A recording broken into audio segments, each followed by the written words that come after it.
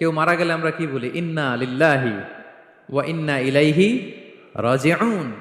আমরা আল্লাহর জন্য এবং আল্লাহর দিকেই আমরা ফিরে যাব। তো আল্লাহ বলেন, ইন্নাকা কাদিহুন ইলা রাব্বিকা কাদহান ফামুলাকি।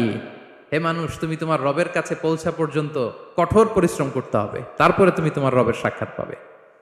তার মানে এই দুনিয়াটা হচ্ছে পরিশ্রমের জায়গা। প্রিয় ভাইরা, এখানে পরিশ্রম না করলে সফলতার দেখা মিলে না। বাঁচতে হলে, সারভাইভ করতে হলে, টিকে থাকতে হলে আপনাকে পরিশ্রম করতে হবে।